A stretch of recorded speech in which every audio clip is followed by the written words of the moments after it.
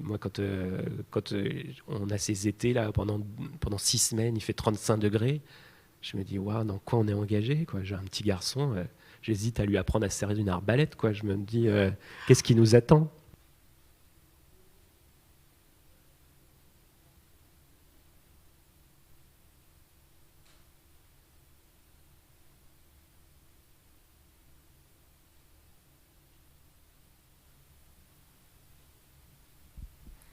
Bonjour et bienvenue à tous. Merci beaucoup d'être avec nous pour cette rencontre avec Nicolas Mathieu. Merci Nicolas d'avoir accepté notre invitation à ce festival. Bonjour à tous et merci à vous. Alors je vais faire une petite présentation pour ceux qui ne connaîtraient pas votre parcours. Donc vous êtes né en 78 à Épinal. Vous avez une mère comptable et un père électromécanicien. Vous avez étudié l'histoire et le cinéma. Vous êtes ensuite monté à Paris où vous avez exercé divers métiers, de rédacteur à professeur, à casteur et j'en passe. En 2014, vous publiez votre premier livre Aux animaux la guerre, aux éditions Actes Sud, dans la collection Actes Noirs. Ce livre connaît un succès assez bon puisque vous remportez plusieurs prix. Il est également adapté pour France 3, une adaptation à laquelle vous participez. Vous publiez en 2018 Leurs enfants après eux, toujours chez Actes Sud. Là aussi, c'est un grand succès puisque vous remportez le prix des prix, le prix Goncourt. Voilà. Alors, depuis 2018, vous avez sorti une nouvelle, Rose Royale. Vous avez sorti un album pour enfants, La Grande École. Vous avez écrit pas mal de légendes sur Instagram. Et aujourd'hui, vous vivez à Nancy et vous nous avez fait le plaisir du déplacement. Nicolas Mathieu, j'aurais aimé commencer par le commencement et savoir comment vous en êtes venu à l'écriture. Je crois savoir que le déclic s'est fait par une machine à écrire qu'on vous a offert quand vous étiez enfant. Alors déjà, je suis très impressionné parce que vous avez résumé toute ma vie sans notes. Alors bravo pour cet effort de mémoire. Disons que la machine à écrire à 8 ans, c'est un symptôme, hein, c'est pas le déclencheur. Je pense qu'au départ, comme toujours pour les gens qui souhaitent écrire, j'étais un lecteur en fait. J'aimais lire et puis je me suis mis à admirer beaucoup les écrivains et à vouloir un peu marcher sur ces brisées-là. Et effectivement, à mon anniversaire, pour mes 8 ans, je m'étais fait offrir une machine à écrire et j'écrivais déjà des petites histoires sur lesquelles je ne suis pas sûr de vouloir retomber, mais qui étaient mes premières tentatives. Voilà. Est-ce qu'il y a un écrivain en particulier qui a été ce déclencheur ? Alors, moi, enfant, les grandes lectures fondatrices, c'est Arsène Lupin et Sherlock Holmes. Sherlock Holmes, vraiment tout. J'étais complètement fanatique. Donc le polar déjà, mais par le côté, whodunit, quoi, la puissance intellectuelle qui s'exerce sur le monde. Mais chez Sherlock Holmes, finalement, les intrigues, qui sont pourtant très soignées, sont secondaires à mon avis. Sherlock Holmes, c'est avant tout un grand personnage. Et la création d'un grand personnage, c'est un des délices les plus nécessaires de la littérature. Enfin, Sherlock Holmes, Charlus, enfin voilà, on pourrait déplier ça à l'envi. Qu'est-ce que c'est qu'un grand personnage ? Qu'est-ce qui contient en lui, à la fois d'histoire, mais presque de puissance conceptuelle, etc. Moi, j'ai été happé par Sherlock Holmes quand j'étais gamin. Ouais. Donc très vite chez vous se développe l'envie d'être écrivain. Est-ce que vous nourrissiez ce fantasme de monter à Paris pour réussir cette carrière-là ? Alors complètement. Hein. Moi j'étais sur des idées du 19e siècle, c'était Rastignac, ou des années 50, c'est-à-dire faire une licence de lettres, monter à Paris, devenir journaliste et puis un jour écrivain, etc. Quand enfin je l'ai fait 20 ans plus tard, j'ai déchanté parce que les règles du jeu avaient pas mal changé entre le fantasme que j'avais et le fonctionnement réel à la fois du monde du travail, de la société, des rapports Paris-Province et puis du champ littéraire. Comment vous vous débrouillez à l'époque ? Est-ce que vous vous ménagiez du temps pour écrire à côté du travail ? Comment ça se passait ? Oui, alors déjà il y a tout le temps étudiant durant lequel quand même j'ai toujours écrit des nouvelles, j'ai remporté quelques concours, enfin, c'est un truc depuis l'enfance jusqu'à maintenant. En fait, c'est un fil tendu qui a... Et aujourd'hui, toute ma vie s'articule autour de ce truc-là, quoi. Et effectivement, j'ai conçu mon mode de vie en fonction de ça. C'est-à-dire que j'ai jamais trop envisagé de faire une carrière, de gagner beaucoup d'argent, de trucs comme ça. Moi, ce qui comptait, c'est d'avoir du temps pour écrire. Et donc, j'ai eu une vie avec des emplois à temps partiel, des petits jobs, des trucs comme ça. Et l'écriture, longtemps, a eu un coût, en fait. C'est-à-dire, c'est le temps que ça me coûtait, l'argent que ça me coûtait. Parce que toutes ces semaines durant lesquelles je bossais pas, je gagnais pas d'argent, quoi. Donc, ça avait cette importance-là. Alors, quand il y a eu différentes organisations. Hein. Pendant longtemps, je travaillais 3 semaines par mois, par exemple. Et puis la 4e, c'était ça aux Animaux la guerre, c'est comme ça que j'ai écrit. 1 semaine par mois pendant 4 ans et demi. Ça m'a pris beaucoup de temps. Et notamment parce que ce premier roman, c'était aussi l'occasion d'apprendre à écrire des romans. Et donc, au bout de 2 ans et demi, quand j'ai eu fini la première version, il a fallu tout refaire. Donc, ça m'a repris 2 ans. Et puis, leurs enfants, là, j'habitais déjà à Nancy, j'étais revenu en province, et ça, je l'ai écrit, je travaillais 3 jours par semaine, et donc j'en avais 4 pour écrire un roman. Ouais. Moi, je crois beaucoup à la discipline, au temps qu'on dégage pour pouvoir produire du texte. Voilà. Donc vous publiez Aux Animaux la guerre, qui est un roman noir, je ne vais pas dire un polar, puisque je pense qu'il y a une différence entre les deux, qui se passe dans les Vosges. C'est un peu un livre qui pose les bases de ce que vous explorerez plus tard, notamment les classes sociales, le déterminisme et tout ça. Comment est née chez vous l'envie de vous poser ces questions-là ? Alors,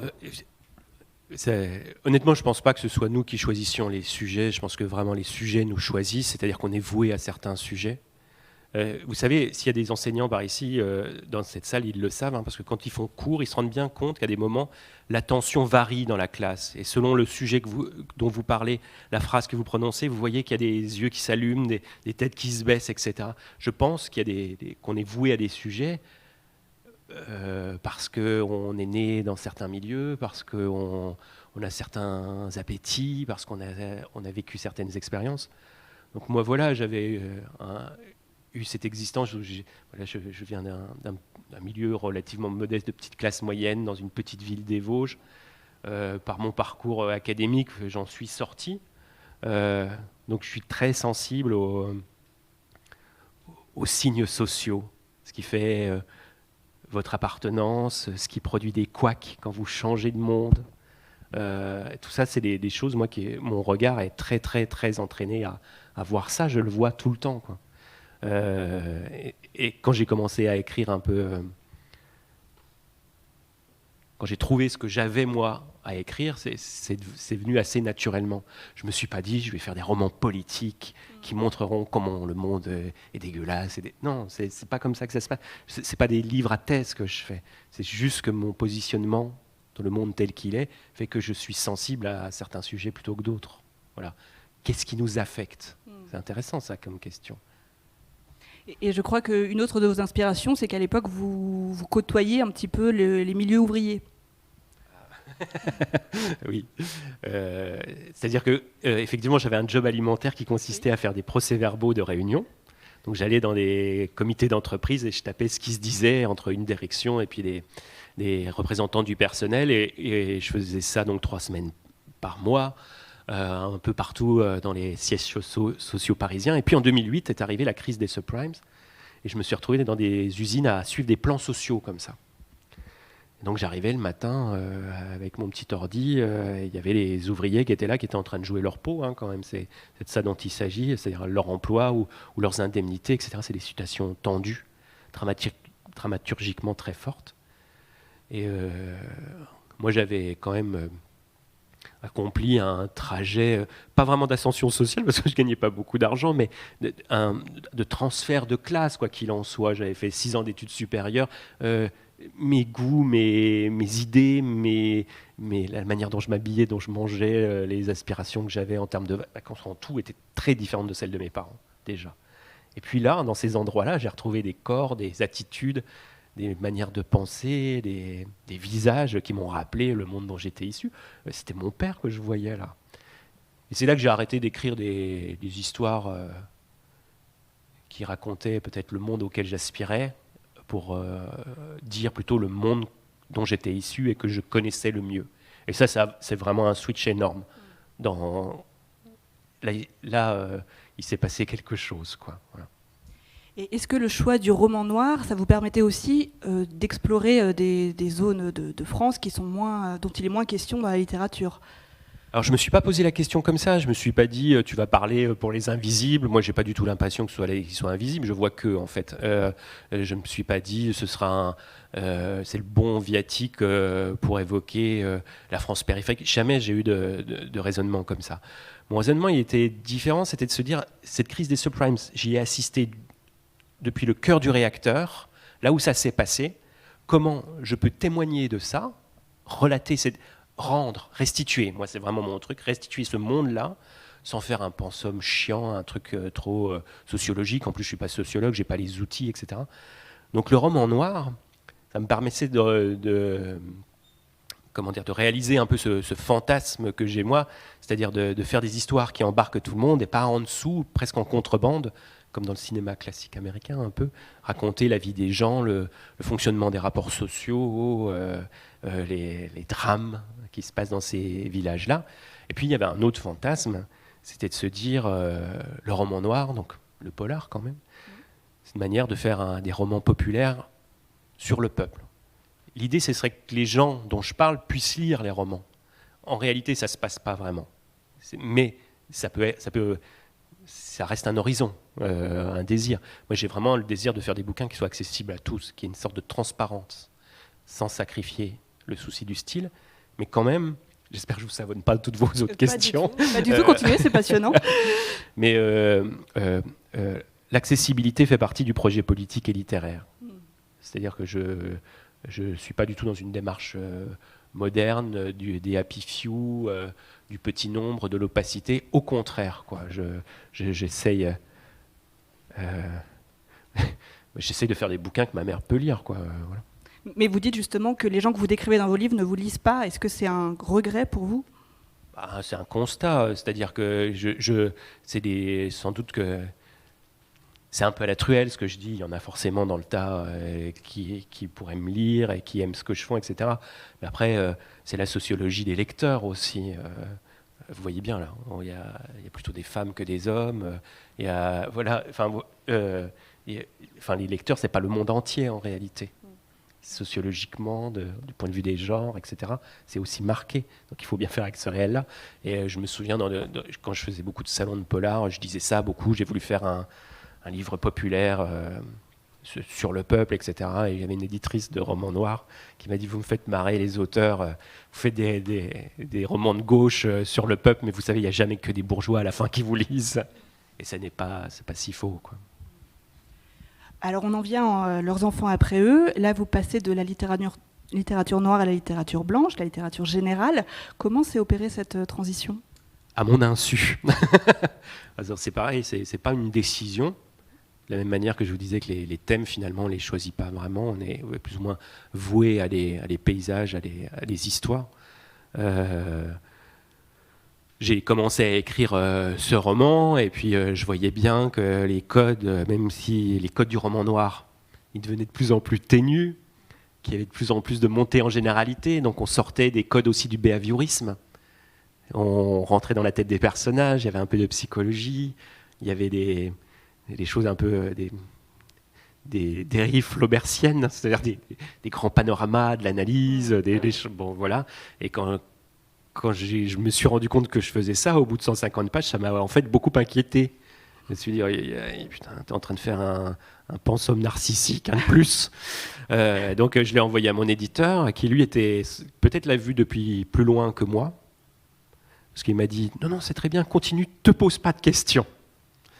Donc j'ai continué mon truc, et puis à la fin, ça fait leurs enfants après eux, qui est versé dans la littérature générale, mais qui finalement pourrait aussi coïncider avec le roman noir malgré tout. Il y a une intrigue criminelle prétexte, il y a la circulation d'une arme, il y a des intrigues qui se dénouent aussi dans la violence, et puis comme dans les bons romans noirs finalement, l'intrigue n'est jamais que le prétexte à faire le portrait de gens, raconter des mondes, déplier des paysages, quoi. Donc je considère que c'est quand même un peu un roman noir, moi. Et voilà. D'accord. Et dans votre premier roman, il y avait déjà des personnages d'adolescents en crise. Est-ce que c'est un peu leur réminiscence qui a donné lieu à ce deuxième livre ? Alors oui, dans le premier roman, il y a donc Jordan et Lydie, 2 ados, dont un garçon qui est amoureux d'une fille et qui se prend des râteaux. Et c'était ça le motif, et c'était arrivé en cours de roman un peu à mon corps défendant. Ça n'avait pas été souhaité. Je suis pas en train de dire que les écrivains sont frappés par l'inspiration et qu'il y a des choses qui se passent, mais dans le processus de l'écriture, qui est quand même long et qui consiste à aligner des phrases et des phrases, tout ne se produit pas dans le contrôle. Dans le fait de déplier une histoire, il y a des choses, il y a de l'aléa, il y a des choses qui nous arrivent, je veux dire, et dont on n'est pas tout à fait maître. Après, on a la maîtrise de les réécrire, de les modifier, de les supprimer, mais il y a de l'aléa. Et ces 2 gamins, ils étaient apparus un peu comme ça. Et puis avec le réalisateur qui a fait l'adaptation, on a commencé à faire les scénarios, 6 épisodes. Et alors on a commencé, on avait cherché une méthode à faire les lignes, les arches narratives de chaque personnage. Donc il y avait Martel, il y avait Rita, il y avait les 2 mômes. Et les 2 mômes, ça faisait 45 pages, alors que les autres en faisaient 20. Quoi. C'est-à-dire que ça me travaillait beaucoup. Quoi. J'en avais pas fini avec eux. Et c'est vrai que ce motif-là a été repris dans Leurs enfants après eux. Et moi, j'ai pas fait beaucoup de romans. Je finis là mon 3e, je suis en train. Je me rends compte que je fonctionne beaucoup par motif. C'est-à-dire que d'un roman à l'autre, il y a des motifs qui sont rejoués d'autres manières, qui servent de point de départ à déployer d'autres sujets. Mais il y a comme, vous savez, comme en musique, des motifs qui sont rejoués différemment dans le morceau, quoi, et qui permettent de réinitier quelque chose. Donc, par exemple, on pourrait dire que Rose Royale aussi, elle rejoue à nouveau frais des motifs qui sont présents dans Leurs enfants après eux, chez Hélène, voilà quoi. Donc, oui, les ados, ils étaient nés dans le premier et puis ils se sont déployés très largement dans le deuxième. Alors, avant d'être un roman sur la peinture d'une région, Leurs enfants après eux, c'est aussi un grand roman sur l'adolescence. On sent une rage qui affleure dans votre plume, qui colle très bien à cette période-là. J'aimerais savoir de quel état d'esprit est né ce roman-là. Est-ce que vous aviez en tête le souvenir de cette époque et des choses qui n'étaient peut-être pas réglées ? Oui, puis qu'ils ne le seront jamais, sans doute. Hein. Je pense que les... Ça donnera beaucoup de livres. Oui, les blessures d'à 15 ans, elles vous suivent toute la vie. Enfin, c'est les moments-là c'est ces moments-là qui nous enseignent nos manières d'aimer, d'être en colère. Bon, après, beaucoup de gens oublient tout ça, mettent un mouchoir dessus et puis deviennent des adultes raisonnables. Écoutez, il faut bien qu'il y ait des gens qui bossent. Hein. Mais, mais je veux dire, moi, ça Vous n'êtes pas un adulte raisonnable. Moyennement, à dire vrai. Mais non, je fais toujours un peu chier de parler des trucs personnels, mais je me sens toujours assez à vif comme ça, affecté très fort par plein de choses, très insatisfait toujours, comme à l'adolescence, etc. Donc ça marche pour l'adolescence, c'est-à-dire que quand je me suis mis dans la peau d'Anthony et de Steph, j'ai essayé de retrouver les sensations de cette époque-là. L'écriture, c'est du devenir, on essaye de se mettre dans autre chose que ce qu'on est nous. Mais ça marche aussi pour Rose. J'essaye vraiment de me mettre dans ses souliers, quoi, d'éprouver au maximum. Je sais bien que c'est pas possible, mais on peut le tenter, et puis on peut tenter aussi par la ruse de l'écriture de le rendre malgré tout. Ça se produit dans l'écriture. C'est des phénomènes assez bizarres. Vous parlez de rendre, en fait, c'est vraiment la mission où vous vous êtes fixé, c'est coller au plus près de la vérité, quoi. Alors peut-être pas de la vérité, mais du réel. C'est pas exactement la même chose, parce qu'il n'y a pas cette vision un peu transcendante. Et encore, le réel, ça n'existe pas vraiment, c'est toujours construit. L'expérience que nous avons de cette salle aujourd'hui, de l'heure qu'on passe ensemble, dans chaque tête, elle est évidemment différente, et on se construit une réalité, chacun, en fonction de notre métabolisme. Certains sont plus sensibles aux odeurs, d'autres au son, d'autres sont affectés par les grains de voix, d'autres plus par l'image, etc. Donc vous voyez comment se construit le réel Moi, j'essaye, avec mes moyens, de restituer un peu de cette réalité-là, mais qui soit partageable. C'est-à-dire que quand même, quand on le lit, on se dit « Ah mais oui, mais c'est ça !» Vous voyez ? Parce que moi, les grandes lectures que j'ai faites quand j'étais ado, je ne sais pas pour les autres, quoi, mais je trouve que les livres qui nous bouleversent entre 15 et 20 ans, ils mettent des mots sur des choses, sur des fonctionnements, qui nous sauvent. Voilà. Et ce sentiment-là, ah oui, c'est exactement ça. La première fois que j'ai lu Annie Ernaux, voilà, qui parlait de ce que c'était d'avoir eu honte de ses parents et de tout ça, ça vous sauve la vie, ça. Vous partagez des expériences communes avec quelqu'un et vous rompez des solitudes. Vous pouvez, ça rend le monde aussi praticable de pouvoir mettre des mots dessus, etc. Donc voilà, moi je suis réaliste pour ça. J'essaye de rendre ces affects-là, cette réalité-là. Ok, merci. Leurs enfants après eux, ça se passe à Hayange, donc on peut y reconnaître Hayange évidemment, d'autant que vous décrivez des hauts fourneaux à l'arrêt, une région minée par le chômage. Pourquoi vous avez choisi ce nom fictif ? Parce que je fais de la fiction et que si je nomme la ville, je suis obligé de respecter son histoire, sa géographie. Tout à coup, je n'ai plus les coudées franches pour inventer ce que je veux. Au niveau de la chronologie, ça m'aurait beaucoup embêté, parce qu'en fait, l'histoire de la désindustrialisation à Hayange n'a rien à voir avec celle que moi je rends, qui est crédible, qui s'est produite, mais pas dans ces villes-là. Je ne décris pas cette ville rue par rue, je m'autorise... le lac, il n'y existe pas. C'est un lac qui est transplanté d'ailleurs. Voilà, donc la fiction, c'est ça, c'est comment on prend des amorces dans le réel, de gens qu'on connaît, de lieux qu'on a vus, et puis comment dans le déploiement de l'écriture, ça devient autre chose. Kundera disait ça, le roman c'est ça, c'est prendre des briques de notre vie et les assembler autrement. Voilà. Et je savais que si je n'inventais pas une géographie fictive, je serais contraint. Voilà. Et encore dans celui que je suis en train d'écrire, c'est la même chose, quoi. Il y a des repères, mais il y a des villes qui sont fictives encore. Et puis dans des villes qui existent vraiment, il y a encore des libertés qui sont prises. On invente une rue qui n'existe pas, un collège qui aurait un autre nom, etc. On se débrouille, quoi. C'est l'exemple canonique là-dessus, c'est sans doute Faulkner, quoi, qui est avec son comté imprononçable. Je ne tente pas. Et qui constitue parfaitement, on peut le mettre sur une carte du Mississippi, et en même temps, il n'existe pas, quoi. Donc, à partir de là, on peut faire ce qu'on veut. Et puis, ça a un autre avantage, c'est qu'en ne le situant pas exactement, peut-être que ça le rend un poil plus universel. Bon, enfin, je ne l'ai pas fait en me disant ça, je n'avais pas cette prétention. C'est juste qu'en faisant la grande tournée après le Goncourt, il y a plein de gens en Italie, en Allemagne, en Angleterre, aux États-Unis, même au Brésil, qui m'ont dit « Ah, mais nous, on a des coins comme ça, des Rust Belt à nous, quoi. » Voilà. Mais ça, on s'en rend compte à quel moment du processus d'écriture qu'il faut virer la géographie, qu'on ne peut pas la respecter ? Alors, ça, pareil, ça se fait assez intuitivement. C'est-à-dire qu'on sent une contrainte et on se dit si on contourne pas l'obstacle, on va être embêté tout le temps. Donc, on se facilite la tâche en réalité, quoi.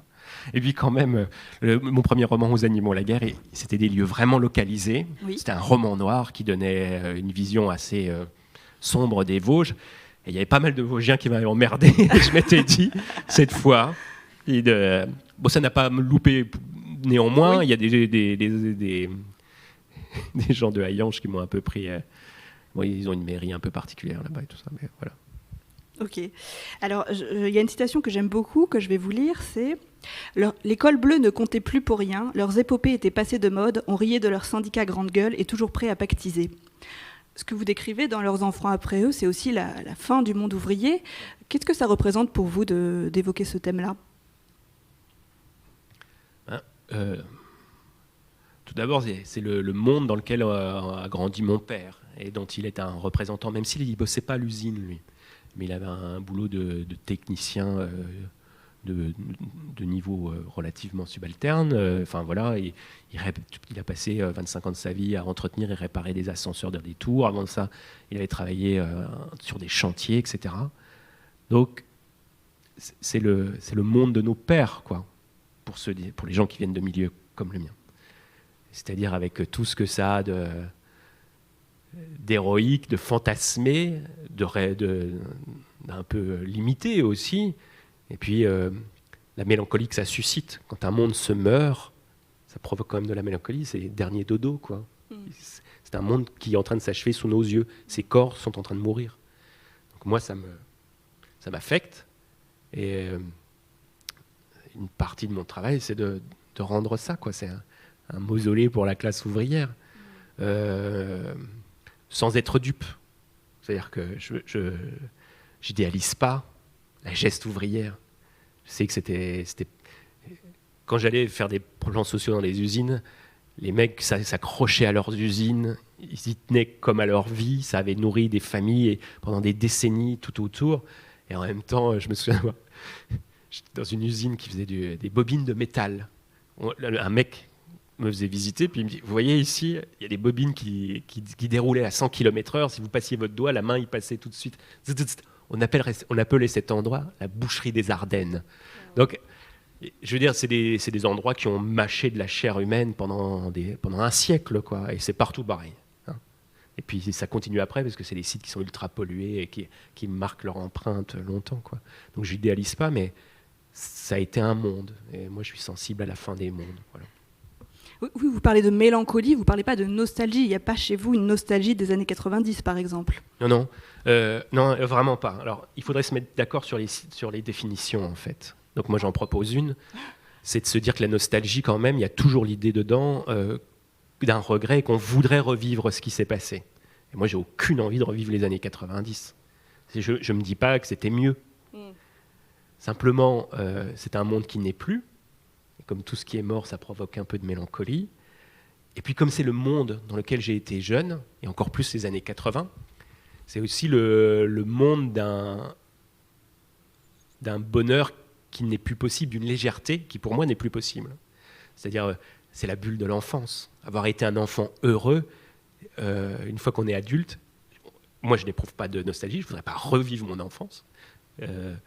Mais mes parents étaient jeunes, ils n'étaient pas malades. J'avais le sentiment d'un horizon totalement ouvert. Toutes choses qui quand même se deviennent plus compliquées en vieillissant. On est chargé par des blessures, on voit les gens qu'on aime changer, puis on connaît l'issue quand même. Voilà. Quand on a 8 ans, on n'est pas du tout dans ces... Donc oui, moi je suis d'un tempérament mélancolique. C'est-à-dire que je goûte très fort le passage du temps. Voilà. Vous décrivez, enfin ce livre se termine sur France-Brésil 98. Vous décrivez que c'est un mirage collectif, hein, un vivre ensemble éphémère. Est-ce qu'à l'époque, déjà, vous voyiez ce mirage-là? Est-ce que vous y aviez cru, en fait?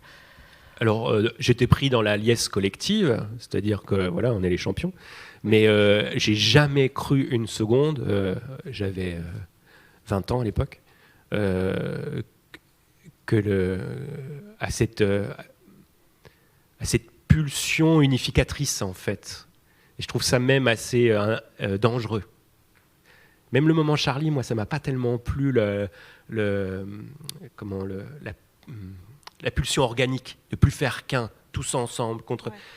Je pense qu'une société, elle est tiraillée par des intérêts contradictoires, qu'il est normal qu'ils s'expriment, qu'il y ait des luttes, que ça produit des dynamiques historiques, que tout le monde n'est pas d'accord, qu'il y a des tensions, c'est ça le régime normal des sociétés. Et il faut faire avec. Ces moments de fusion, ils sont forcément éphémères, ils sont agréables. Hein, je pense que même à des échelles microscopiques dans des villages, dans tout ça, on les organise. Hein, on a besoin de temps en temps de se sortir, faire partie d'un truc unifié. Mais il ne faut pas que ça dure. Et puis de toute façon, c'est illusoire. Oui. Et est-ce que le fait de décrire ces intérêts contradictoires, comme vous le dites, est-ce qu'il s'agirait déjà d'un geste politique, en fait? Alors oui.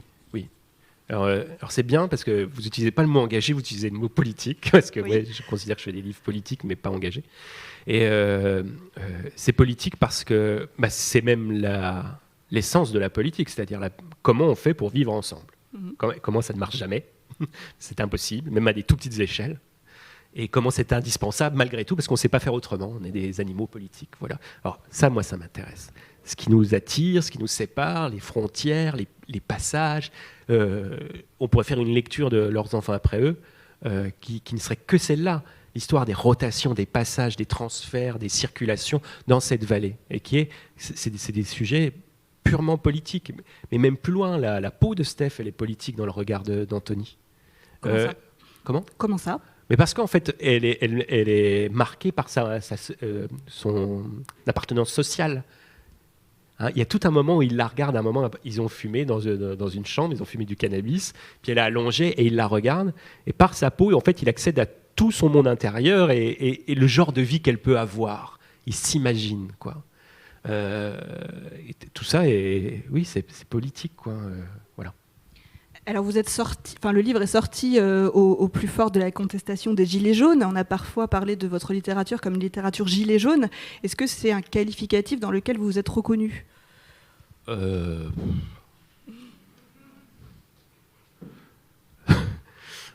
On a dit aussi le livre de la Macronie, alors on a dit beaucoup de choses. Non, je ne peux pas dire que je m'y suis reconnu totalement. Après, je ne peux pas nier non plus que le peuple dont il est question dans ce livre-là, c'est un peu le peuple des ronds-points quand même. C'est-à-dire, c'est ce type.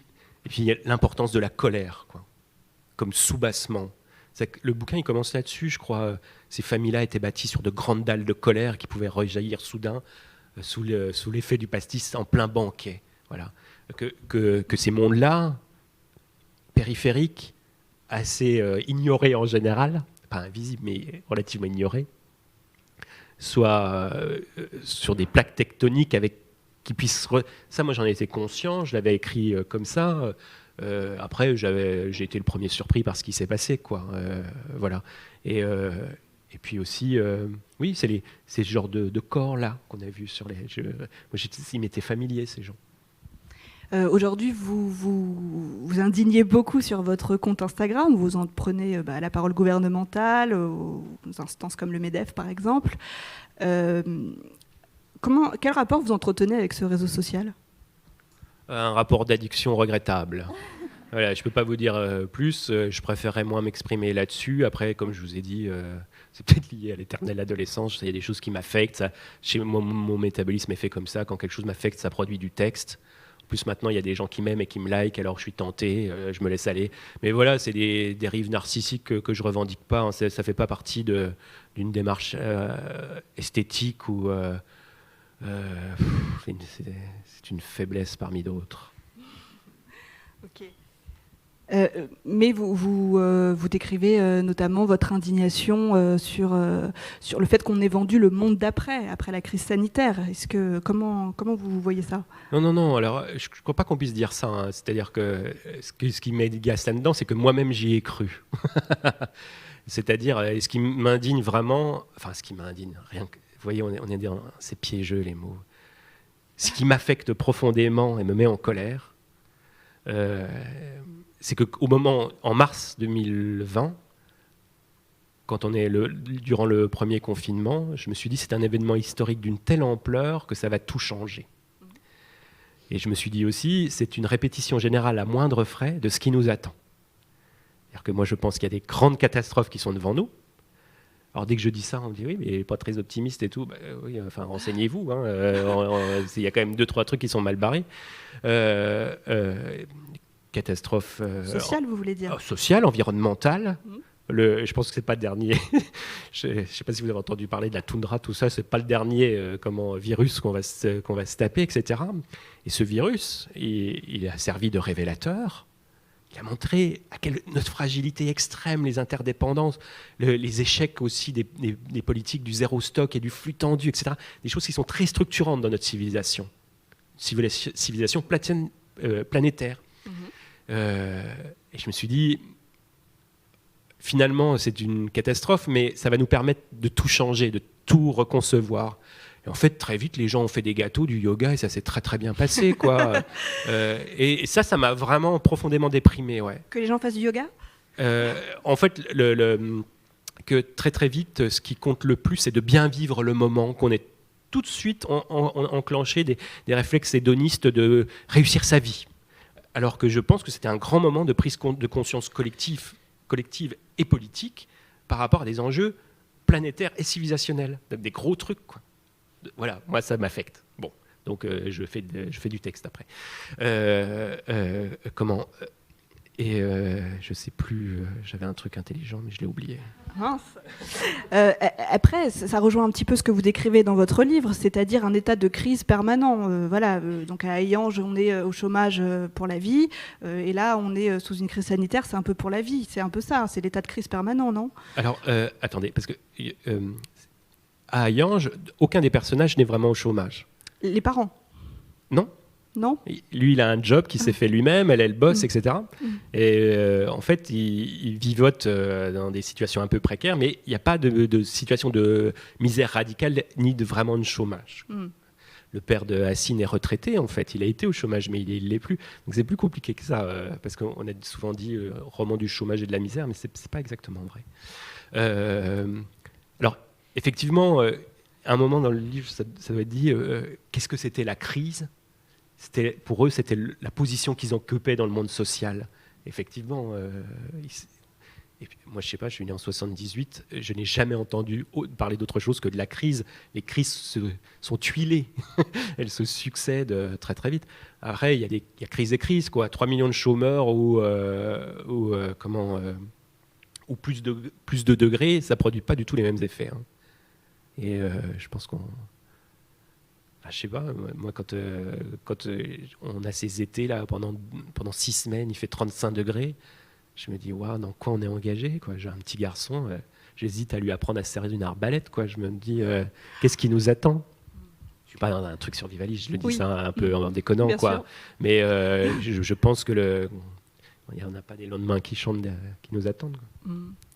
Alors justement, pour parler de votre petit garçon et pour rester sur Instagram, c'est aussi les légendes que vous avez postées sur Instagram qui ont donné lieu à l'album Jeunesse avec Pierre-Henri Gaumont, La Grande École, dans lequel vous racontez comment vous accompagnez votre petit garçon à l'école et comment vous constatez qu'il a son autonomie et que vous n'êtes plus que le dépositaire de sa vie de loin.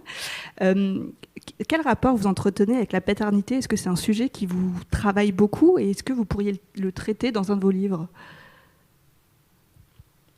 Oui, ça me travaille énormément. Oui. Vous faites chier.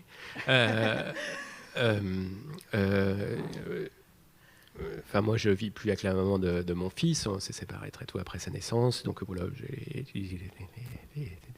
les agréments et les désavantages d'une garde séparée et tout ça. Moi, c'est un peu comme faire société, avoir un enfant, c'est-à-dire que c'est tout le temps au-dessus de mes forces et en même temps il faut, et c'est ce qui est le plus chouette dans mon existence. Donc tout ça, c'est très compliqué, très tiraillant. Ça produit beaucoup de textes. Oui. Et puis oui, ce sera présent dans le prochain, je pense, assez fort. Oui. Est-ce que vous voulez nous parler du prochain ? Est-ce qu'on peut connaître le thème, par exemple ? Non. Mais disons qu'il reprend des motifs, et notamment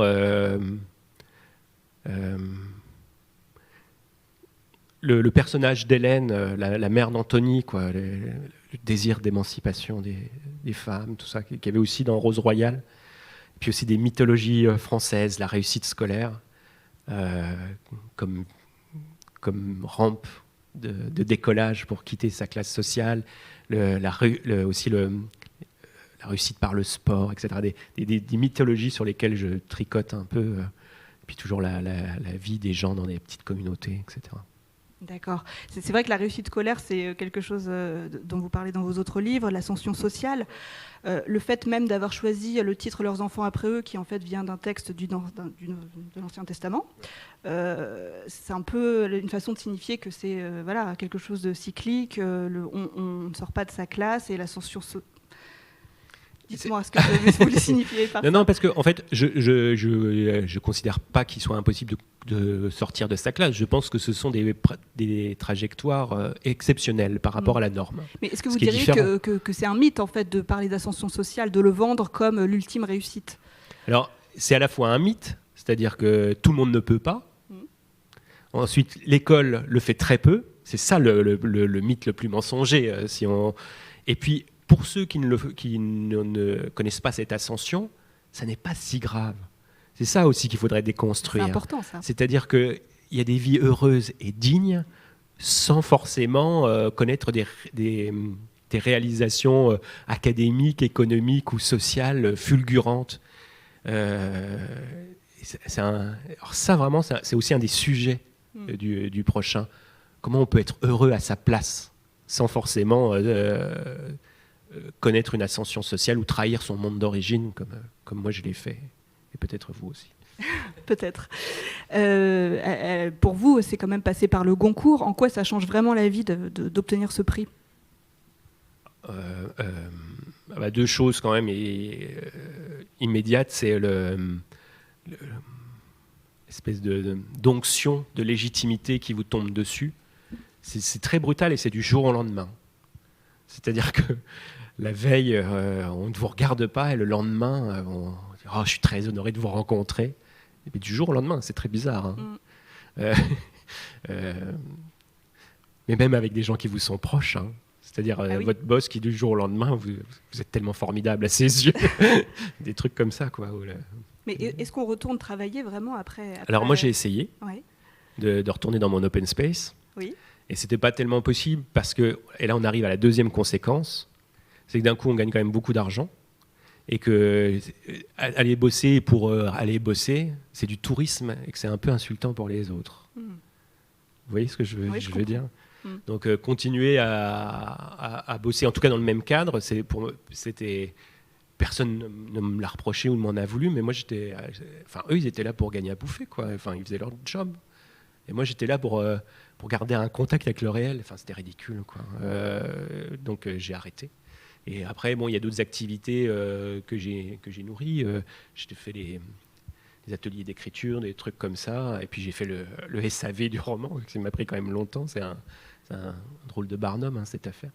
Mais oui, ce que ça change, c'est la situation économique. Et moi, ça faisait un gros changement parce que, comme je vous l'ai dit, j'avais quand même sacrifié beaucoup de temps à l'écriture et j'avais eu toujours des problèmes de pognon. Et là, le regard qu'on porte sur vous. Puis ça fait très peur pour se remettre à écrire. Mais bon, voilà, on s'y est remis quand même. Et dans le SAV, ça consistait notamment à passer dans les lycées, j'imagine ? Oui, entre autres choses. Ouais. Et comment ça a été reçu par les lycéens ? Mais l'expérience de la réception du roman dans les lycées, c'est vraiment au moment du Goncourt des lycéens que moi je l'ai éprouvé. C'est-à-dire le Goncourt des lycéens, c'est la FNAC qui organise ça. Tous les gens qui sont à la première liste du Goncourt peuvent prétendre à avoir le Goncourt des lycéens. Ils vont à la rencontre de classes qui se sont portées volontaires, qui ont lu les livres en théorie et qui posent des questions et choisissent leur livre préféré. Et c'était très mitigé pour ma part, parce qu'il y a des gamins qui ont bien aimé le livre, et puis d'autres qui ont été très heurtés par ce livre, par la crudité des scènes sexuelles notamment, apparemment. Ça, c'est peut-être un truc que j'avais oublié, moi, dans mon récit de l'adolescence, c'est que c'est un âge de la pudeur, et il y en a qui n'ont pas apprécié qu'on leur mette ça en plein visage. Et puis aussi ce que ça raconte sur le fonctionnement social, c'est-à-dire est-ce que quand on a 17 ans, on a envie de dire, tu sais, en fait, le fait que tu sois issu de tel milieu, que tu sois né dans tel bled et tout, ça conditionne déjà très profondément ce que tu vas devenir. C'est presque intolérable, hein, en réalité. On le sait bien, c'est pour ça que la sociologie est toujours rejetée si violemment, parce qu'elle nous donne à penser des choses qui sont quasiment intolérables. Et pourtant, quand je faisais le tour de ces lycées, donc c'était un lycée de centre-ville, de la périphérie, de banlieue, de province, on voyait déjà très marqué très très fortement des déterminations. Bon, après voilà, j'étais pas là pour leur envoyer ça en plein visage, quoi. Mais moi j'ai vécu ça. Puis bon, le principe, quoi, on est en randonnion avec 3 autres écrivains et c'est celui qui va gagner le gros lot et tout. C'était assez pénible en fait. Personne ne le dit, on dit c'est formidable, on va à la rencontre de son père public, les jeunes sont si rafraîchissants. Oui, vous en tenez à la vérité. En tout cas, oui, enfin, la vérité c'est toujours un grand mot, mais oui, voilà, ce que j'ai vécu, moi j'ai trouvé ça assez violent. Et il y a des auteurs qui se tapent ça, rentrée après rentrée, mon Dieu. On va bientôt passer aux questions du public. Donc votre prochain roman, il est prévu pour quand ? Début Début d'année 2002, si tout va bien. Parfait. Alors j'avais juste une petite dernière question. J'ai lu quelque part que vous aviez le fantasme d'écrire sur l'affaire du petit Grégory. Qu'en est-il ? C'est un fantasme. Oui. Ouais, alors moi je suis né en 78, cette histoire s'est passée tout près de chez moi dans les Vosges en 84. C'est un truc qui a marqué mon enfance vraiment très fort. Enfin, je m'y identifie très fort. Enfin, j'avais presque le même âge en fait. Et on en parlait beaucoup. Et puis les gens, quand on revoit les images dans les documentaires et tout, leurs accents, la manière dont ils s'habillaient, les intérieurs, oui. Le buffet campagnard et la tapisserie avec les fleurs, le canapé en cuir qui est si important dans cette histoire. Le jour où mes parents ont acheté un salon en cuir, ça a été tellement un grand truc. Tout ça, moi, ça me parle très très fort. Donc il y a déjà cette idée-là. Ensuite, comme tous les grands faits divers, c'est un révélateur à la fois du fonctionnement social de l'époque, les médias, la police, la gendarmerie, le monde ouvrier. Et puis il y a quelque chose d'encore plus fort, c'est le côté les Atrides sur Vologne.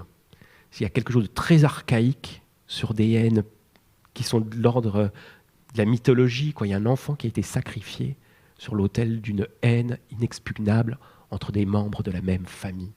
Tout ça, c'est vertigineux, quoi. Oui, c'est une histoire qui me fascine complètement, mais voilà, c'est un Everest, c'est un fantasme. Je me sens... Si vous voulez, sur un truc comme ça, il faudrait faire de sang-froid ou rien, quoi. Il n'y a pas tellement de choix, quoi. Merci beaucoup. Alors, on va passer aux questions du public. Je ne sais pas si quelqu'un a une question. Bonjour. Bonjour. Alors, voilà, je pensais avoir compris la différence, selon vous, entre le réel et la réalité. Seulement... voilà, tout à l'heure, vous en aviez parlé, c'est un sujet qui me fascine complètement.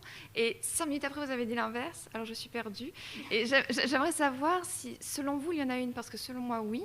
Et j'ai l'impression que vous y pensez, mais que vous tournez autour du sujet sans y plonger, vous voyez. Comme si vous... Enfin, bon, je ne veux pas vous psychanalyser en direct, mais en tout cas, ça m'intéresse vraiment d'avoir votre définition à vous de cette différence-là. Alors, vous allez être très déçus parce que je pense que je les utilise vraiment comme des synonymes en réalité. Et c'est-à-dire que je ne les emploie pas comme des concepts.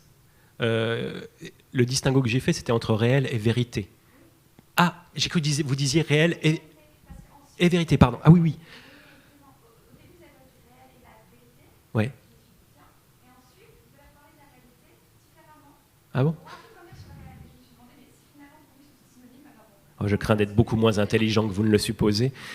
Non, en fait, c'est vraiment l'idée que la vérité, c'est un truc un peu transcendant, partageable, alors que le réel, c'est vraiment aussi fonction de notre appareil perceptif. Et donc, c'est construit, voilà, avec notre corps, notre expérience, comment dire, notre ingénium, dirait comment Spinoza, c'est-à-dire comment le monde nous traverse et quelle reconstruction on peut en faire, moi, avec des mots, des phrases et des paragraphes, quoi. Mais voilà, c'est ça. Je suis totalement incapable de vous faire, comment dire, une analyse, un distinguo entre réel et réalité. C'est des choses que je n'ai pas en tête du tout, quoi. Voilà. Mais oui, je sais, je déçois beaucoup. Hein. Mais c'est vrai que, bon, moi j'ai beaucoup aimé même votre dernière nouvelle, mais alors, enfin, après, il y avait aussi cette idée-là qui était comme une espèce de fil rouge dans le film, comme quoi je lui pense en film. Mais définissez-vous quels seraient les... Alors pour moi, le réel, c'est justement ce que l'on perçoit, ce que l'on ressent, notre subjectivité, et la réalité serait l'objectivité. Ce serait partageable. Ce serait complètement partageable, c'est oui. Pas mal, ça, je réemploierais, oui. Ah ben, écoutez, je vous l'offre. Et dans ce cas-là, il faudrait absolument que vous lisiez la monadologie de Leibniz, parce que je pense que ça peut complètement... Vous me donnez du boulot. Oui, je vous en donne. Et à la prochaine rencontre, je ferai une interrogation. Non, mais vraiment, je pense que... Et puis dans votre livre, c'est tellement perceptible que je me suis dit, il y a forcément quelque chose. Comme j'ai l'occasion de vous rencontrer, de vous poser la question, j'ai sauté dessus. Non, mais c'est vrai que c'est pas mal vu, mais je... Ok. Bah, merci. Vous êtes Clémence Poletti, non ? Oui, je suis. Ah oui, voilà. Vous avez un blog littéraire, c'est ça ? Non, je fais des vidéos sur YouTube. Oui, voilà. Bah, abonnez-vous. Merci beaucoup. Je vous en prie.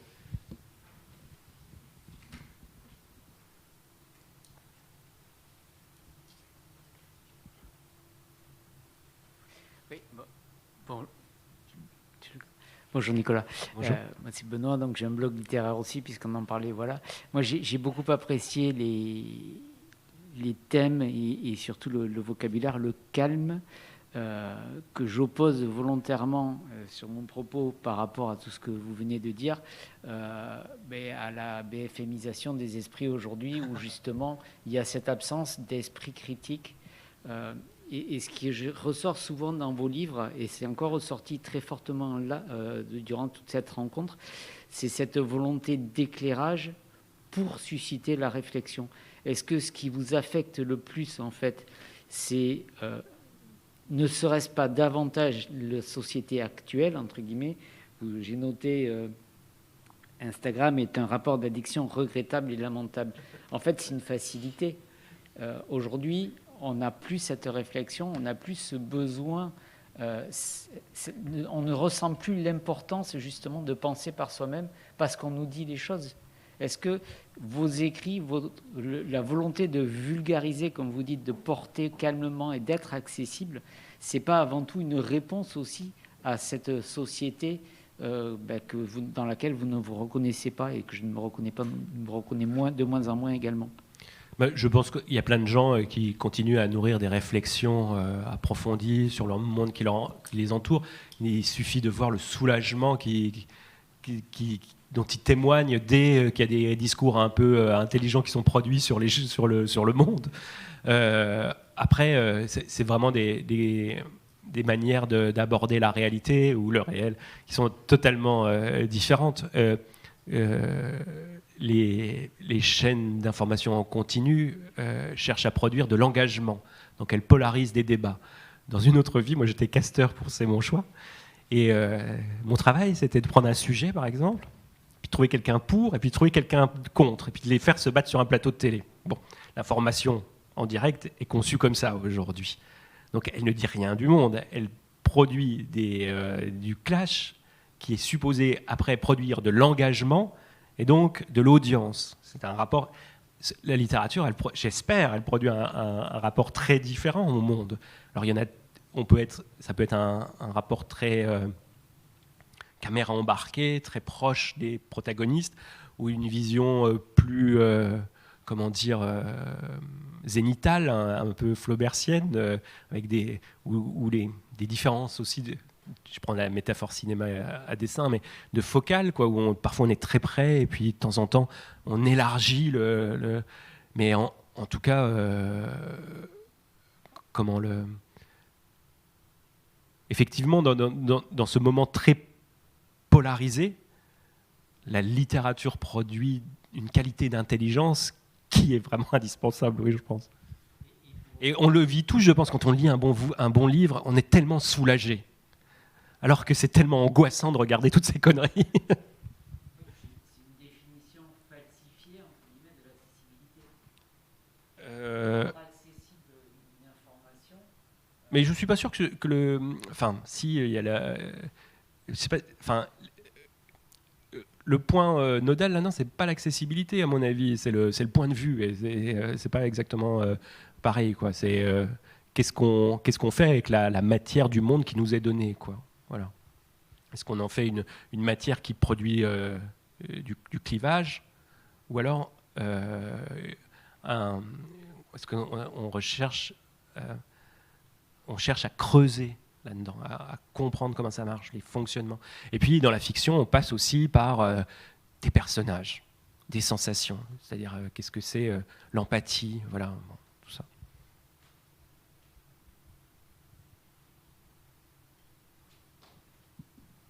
Bonjour. Je me demandais, on parle beaucoup de vos personnages, ce que vous venez de dire aussi. Et il y a une autre chose marquante dans vos romans, je trouve, c'est les lieux, et le physique, et les matériaux. Et je voulais vous entendre là-dessus. J'ai une question très vague, mais vous pouvez répondre de façon très vague. Ah non, moi j'ai une réponse super là-dessus. Non, parce que c'est vrai que c'est pas du tout le moindre de mes soucis. C'est-à-dire que rendre des perceptions. Qu'est-ce que c'est d'être au monde ? Alors, par exemple, dans Leurs enfants après eux, c'est qu'est-ce que c'est qu'avoir un corps adolescent l'été ? C'est pas rien, ça. Hein. Alors, comment on essaye de rendre ça ? C'est-à-dire par rapport au paysage, aux sensations, à la vision.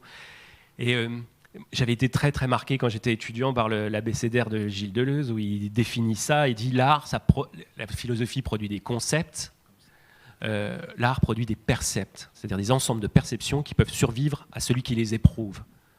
Exemple, Monet. Monet voit un soleil levant, puis avec de la peinture, il va essayer de rendre les sensations que lui éprouve. Ce n'est pas une image photographique, c'est une question, un ensemble de sensations qui sont transmissibles à quelqu'un d'autre. Alors ça, moi, j'essaye de faire ça très fort. Aux Animaux, la guerre, il y avait ça, il y avait qu'est-ce que c'est l'hiver vosgien? Sortir sur le pas de sa porte au mois de février, puis sentir le froid qui pique le nez. Comment on fait pour rendre ça? Mais ça peut être aussi l'odeur du petit déjeuner quand vous descendez de votre chambre, et puis ça sent le pain grillé, le café, des choses comme ça. Et pour susciter ces percepts-là, il n'y a pas forcément besoin de déployer des moyens énormes, quoi. Il faut le faire au bon moment, au bon endroit. Et tout ça. Et alors, voilà, la littérature a un corps, je pense. Et moi, ça me... récemment, j'avais lu le bouquin de Lola Lafont, Chaviré. Il y a un travail chez elle sur les sensations, sur les couleurs, les odeurs, la peau. C'est vraiment des livres de la peau, là. Alors, moi, je me retrouve bien là-dedans, quoi. Oui, j'ai un travail que j'essaye de mener aussi.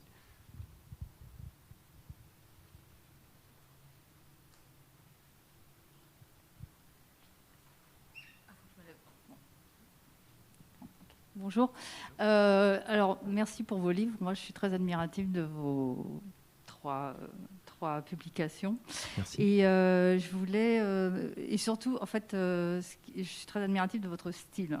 Parce que je trouve que vous avez un style vraiment très particulier, qui mélange, qui est à la fois très écrit, très évocateur, et avec beaucoup d'oralité.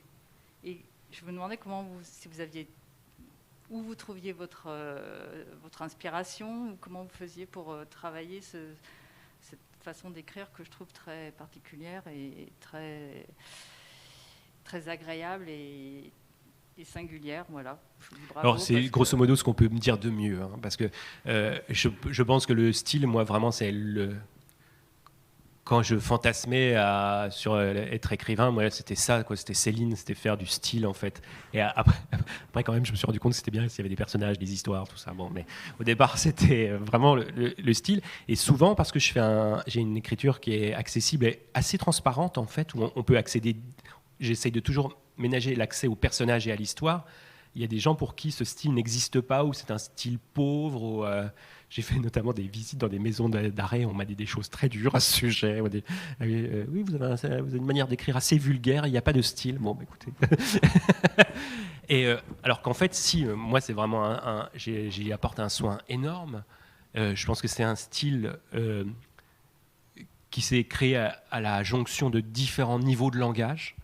Le niveau de langage populaire dont je suis issu, et il y a plein de choses qui viennent de mes parents aussi, de manières de parler de là où je viens, etc. Et puis ça hybride avec des niveaux de langage voilà, plus littéraires ou conventionnels ou académiques, ce qu'on voudra, parfois dans la même phrase, avec des effets d'étincelle, de répulsion ou comique même. C'est pareil, tout le monde ne voit pas qu'il y a beaucoup d'humour, mais bon, peu importe. Et alors, comment je le fais? Il y a une partie qui est intuitive, et puis je réécris beaucoup.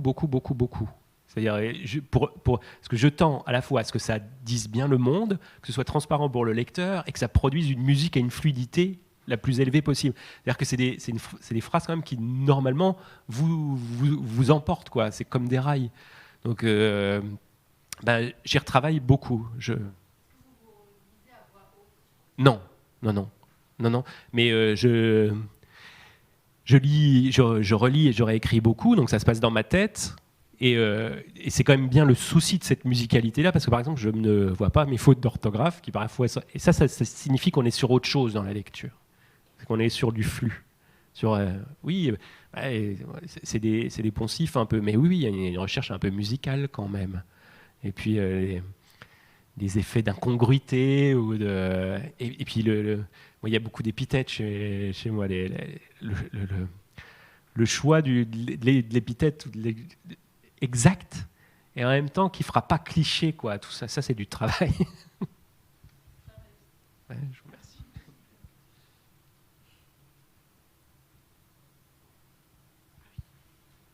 Bonjour. Bonjour. Moi, j'avais une question. J'ai repensé pendant que vous parliez de la question de la mythologie scolaire, de la mythologie de l'ascension sociale, etc., à un passage qui m'a beaucoup marqué dans Leurs enfants après eux, quand vous décrivez le parcours de Steph, donc qui va réussir à entrer dans une école de commerce, et que vous dites les autres vont aller à l'université et ils viendront grossir les rangs des attachés de communication de collectivités territoriales ou des professeurs de ZEP, et ils deviendront ceux qui comprennent tout mais ne peuvent rien. Et cette phrase m'a marquée, m'a terrifiée, parce qu'en fait elle est très juste. Moi je suis journaliste sur les questions d'éducation, et cette grande masse des profs en ZEP, c'est mes interlocuteurs tous les jours en fait. Et je pense que c'est très vrai, qu'ils sont vraiment dans cette situation-là. Et en même temps, on a envie de vous demander, est-ce qu'il n'y a pas quand même une forme de force ou de joie qui vient quand même de cet accès à la connaissance et au savoir et à la littérature, même si on vient grossir les rangs de ceux qui comprennent tout et ne peuvent rien? Alors, absolument. C'est-à-dire que ce dont ça témoignait, c'était d'une impuissance politique et existentielle. C'est-à-dire qu'on a fait, par exemple, 5 ans d'études supérieures, c'est mon cas, hein, c'est-à-dire des études dans les sciences humaines et tout, et à la fin, on gagne une misère. C'est une misère peut-être pas, mais c'est compliqué, etc. Donc, ça produit quand même d'énormes frustrations. J'en parlais de l'intérieur. Mais il y a la joie de la connaissance, effectivement. Et il y a un livre, moi, qui a été marquant pour moi, c'est Proust et les cygnes de Gilles Deleuze, où il explique ça, où il dit la recherche du temps perdu peut se lire comme ça, comme une assomption vers la joie, parce que à travers l'infinité de petites peines, de souffrances, de déceptions, et le motif de l'amour jaloux, qui est toujours une grande souffrance pour lui, mais qui le pousse à investiguer le monde et à mieux en mieux le comprendre, il débouche à la fin sur la grande joie de la compréhension. Voilà. D'avoir un monde enfin un peu praticable. Alors effectivement, il y a des grandes jubilations comme ça, et oui, ça existe, quoi. Ça m'arrive moi maintenant, mais comme moi, au début de mes études supérieures, les premières fois comme ça, où on a comme un maître zen qui vous met un coup de bambou sur la tête, quand des professeurs vous font vraiment, des grands profs à la fac, etc., vous font progresser, il y a des jouissances d'une extrême intensité. Hein. C'est des formes d'ivresse. Oui, moi je crois très très fort à ça. Hein. Malheureusement, sinon je ne sais pas ce qui me tiendrait. Hein.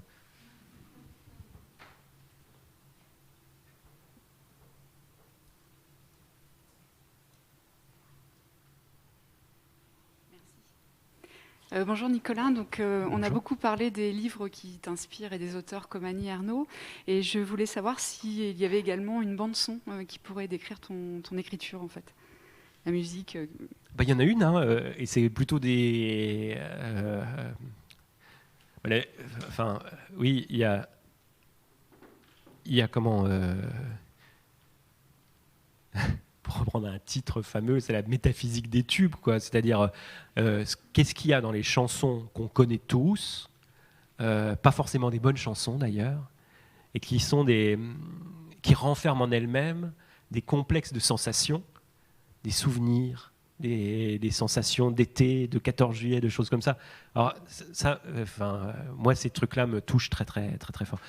Dans Leurs enfants, il y en a quelques-unes hein, comme ça. Il y a Nirvana, et puis la chanson d'Eros Ramazzotti, le 14 juillet, etc. Moi, c'est des choses qui m'affectent beaucoup. Et ce sera aussi très, très présent dans le prochain, ça. Alors, c'est les chansons populaires, en fait. Merci. J'ai été très, très, très touché par le film de Alex Lutz, Guy.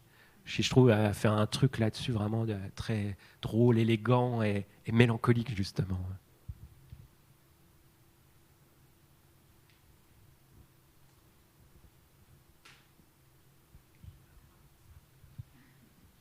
Ce sera... Ok.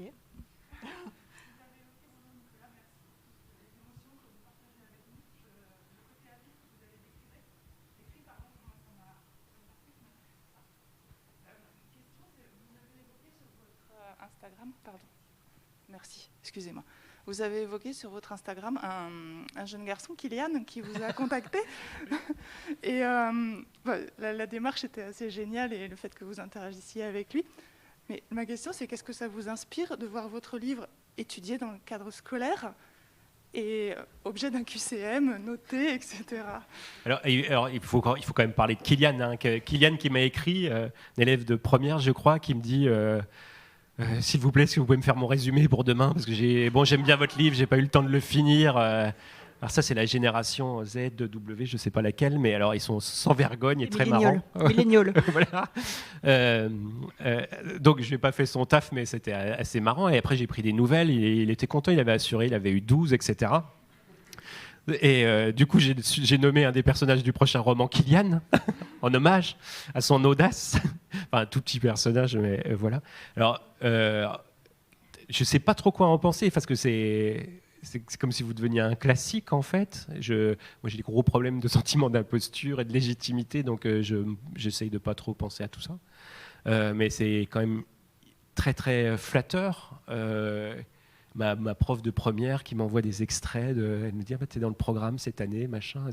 C'est vertigineux, quoi. Alors, je me rassure en disant qu'en fait, ils cherchent surtout à panacher l'échantillon d'auteurs en mettant quelques auteurs qui ne sont pas morts et que c'est peut-être mon principal mérite de ne pas être encore mort. Mais oui... Bon, quand même, quand on m'a envoyé un manuel où il y avait une page sur leurs enfants après eux, tout ça, j'ai vite fait une photo et je l'ai envoyée à ma mère quand même. J'ai une scolarité compliquée, je pense que ça lui a fait plaisir. Bon bah, merci beaucoup d'être venu, d'avoir répondu aux Merci questions. Si vous avez encore des questions à poser, Nicolas Mathieu va être en signature devant la salle jusqu'à 12h30, il me semble. Merci beaucoup. Bravo.